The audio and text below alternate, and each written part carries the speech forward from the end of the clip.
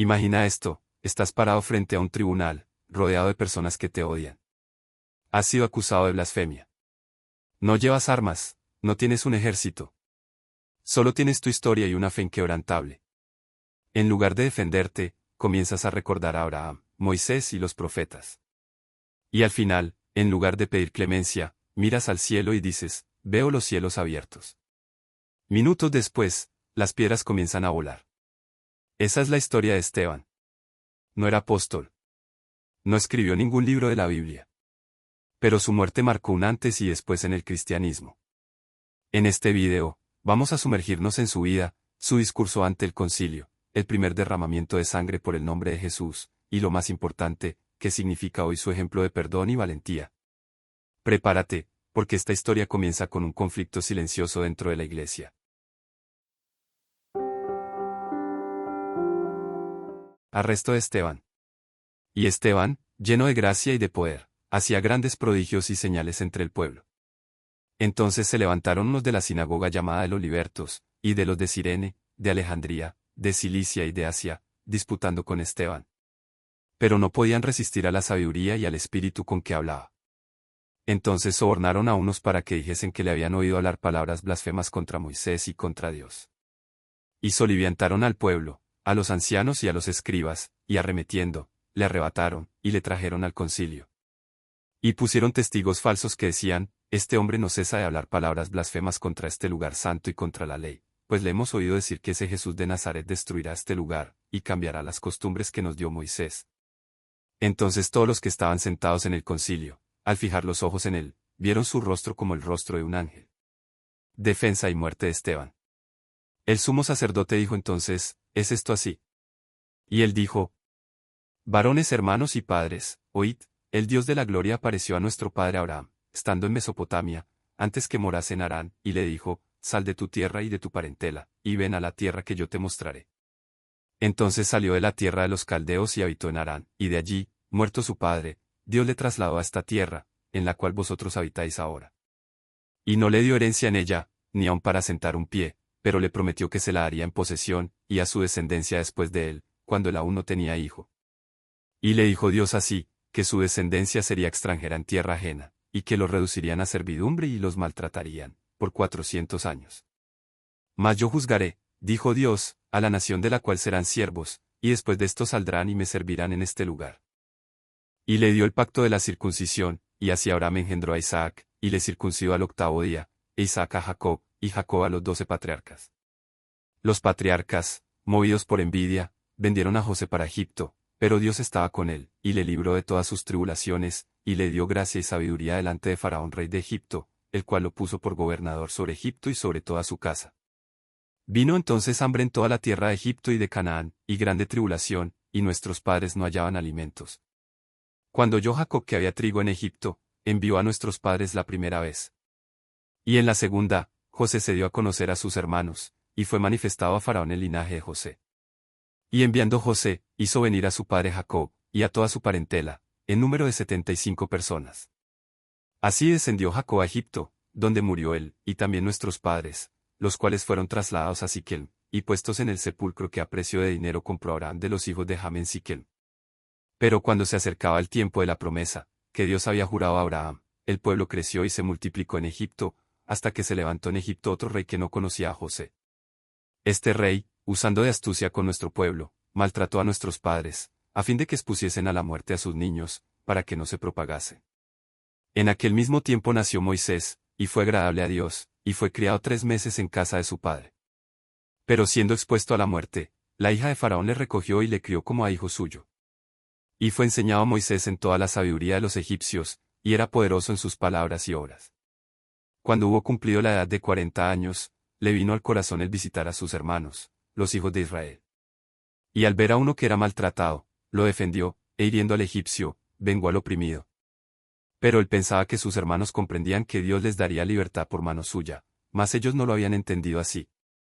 Y al día siguiente, se presentó a unos de ellos que reñían, y los ponía en paz, diciendo, varones, hermanos sois, porque os maltratáis el uno al otro.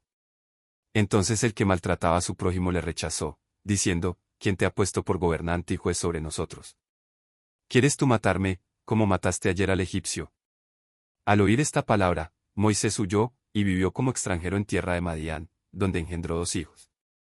Pasados 40 años, un ángel se le apareció en el desierto del monte Sinaí, en la llama de fuego de una zarza. Entonces Moisés, mirando, se maravilló de la visión, y acercándose para observar, vino a él la voz del Señor: Yo soy el Dios de tus padres, el Dios de Abraham, el Dios de Isaac, y el Dios de Jacob. Y Moisés, temblando, no se atrevió a mirar. Y le dijo el Señor: Quita el calzado de tus pies, porque el lugar en que estás es tierra santa. Ciertamente he visto la aflicción de mi pueblo que está en Egipto, y he oído su gemido, y he descendido para librarlos. Ahora, pues, ven, te enviaré a Egipto. A este Moisés, a quien habían rechazado, diciendo: ¿Quién te ha puesto por gobernante y juez? A este lo envió Dios como gobernante y libertador por mano del ángel que se le apareció en la zarza. Este lo sacó, habiendo hecho prodigios y señales en tierra de Egipto, y en el Mar Rojo, y en el desierto por 40 años. Este Moisés es el que dijo a los hijos de Israel: Profeta os levantará el Señor vuestro Dios de entre vuestros hermanos, como a mí, a él oiréis.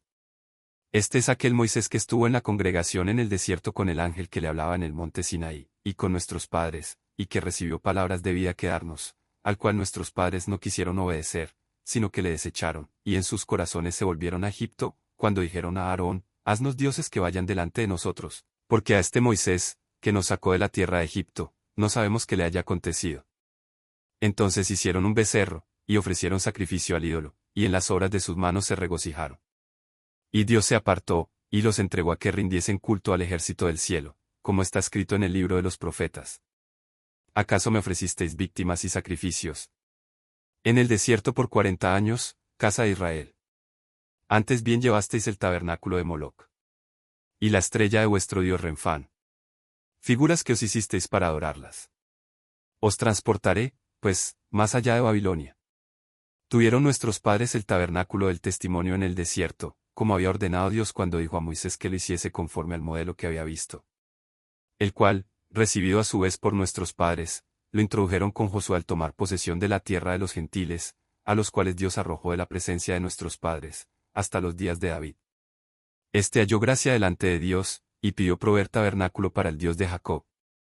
Mas Salomón le edificó casa, si bien el Altísimo no habita en templos hechos de mano, como dice el profeta. El cielo es mi trono, y la tierra el estrado de mis pies. ¿Qué casa me edificaréis?, dice el Señor. ¿O cuál es el lugar de mi reposo? ¿No hizo mi mano todas estas cosas? ¿Duros de cerviz, e incircuncisos de corazón y de oídos? Vosotros resistís siempre al Espíritu Santo, como vuestros padres, así también vosotros. 52. ¿A cuál de los profetas no persiguieron vuestros padres? Y mataron a los que anunciaron de antemano la venida del justo, de quien vosotros ahora habéis sido entregadores y matadores, vosotros que recibisteis la ley por disposición de ángeles, y no la guardasteis. Oyendo estas cosas, se enfurecían en sus corazones, y crujían los dientes contra él. Pero Esteban, lleno del Espíritu Santo, puesto los ojos en el cielo, vio la gloria de Dios, y a Jesús que estaba a la diestra de Dios, y dijo: He aquí, veo los cielos abiertos, y al Hijo del Hombre que está a la diestra de Dios. Entonces ellos, dando grandes voces, se taparon los oídos, y arremetieron a una contra él. Y echándole fuera de la ciudad, le apedrearon, y los testigos pusieron sus ropas a los pies de un joven que se llamaba Saulo. Y apedreaban a Esteban, mientras él invocaba y decía: Señor Jesús, recibe mi espíritu. Y puesto de rodillas, clamó a gran voz: Señor, no les tomes en cuenta este pecado. Y habiendo dicho esto, durmió.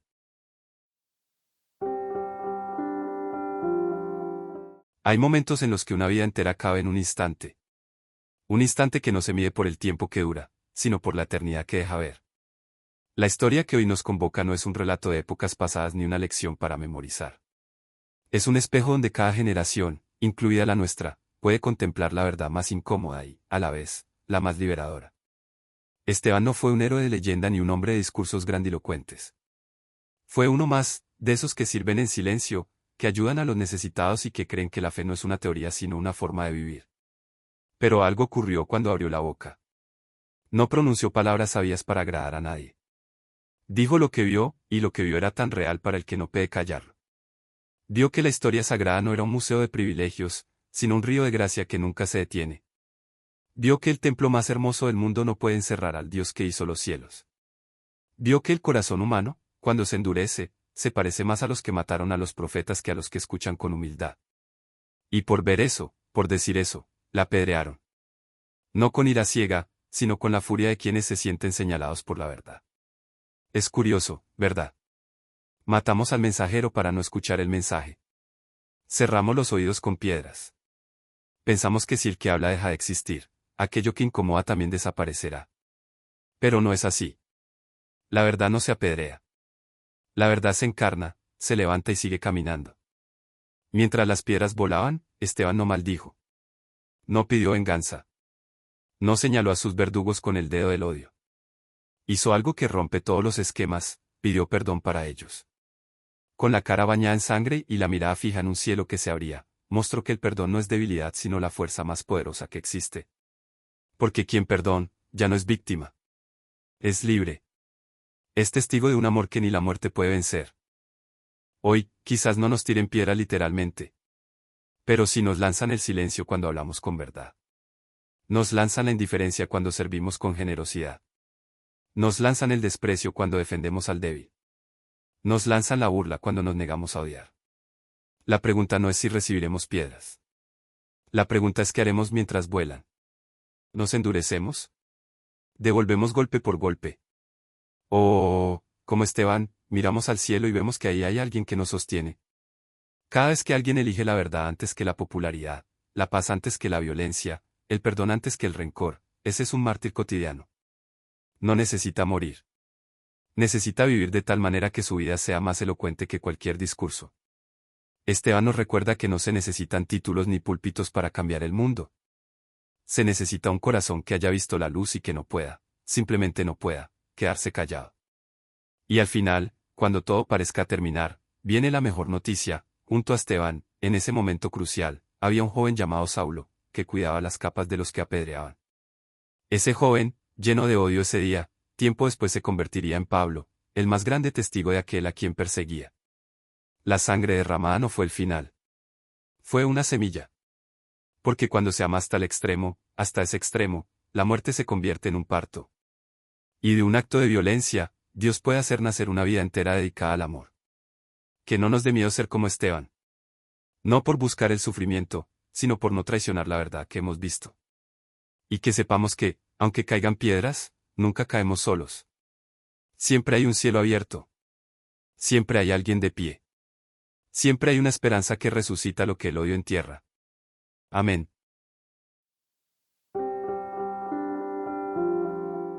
¿Cómo mantienes tu fe cuando enfrentas persecución? ¿Qué significa perdonar a quienes te dañan? ¿Qué legado deja una vida entregada a Dios?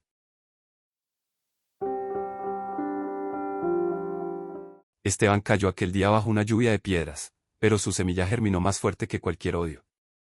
En el suelo, entre los verdugos, estaba un joven llamado Saulo, que aprobaba aquella muerte.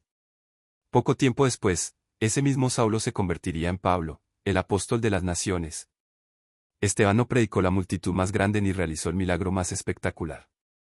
Su sermón fue su propia vida, y su muerte fue su último y más poderoso mensaje. Señor, no les tomes en cuenta este pecado. Hoy, más de 2000 años después, la historia de Esteban nos confronta con una pregunta incómoda: ¿estamos dispuestos a defender nuestra fe con la misma coherencia, incluso cuando no hay multitudes aplaudiendo, sino piedras? Él miró al cielo cuando todos miraban al suelo. Y al final, quien pierde la vida por amor, la encuentra en la eternidad. Si esta historia te hizo reflexionar, comparte este video. Y recuerda, a veces, el testimonio más fuerte no es una palabra elocuente, sino un perdón dicho mientras nos apedrean. Suscríbete para seguir explorando las vidas que cambiaron la historia. Nos vemos en el próximo capítulo.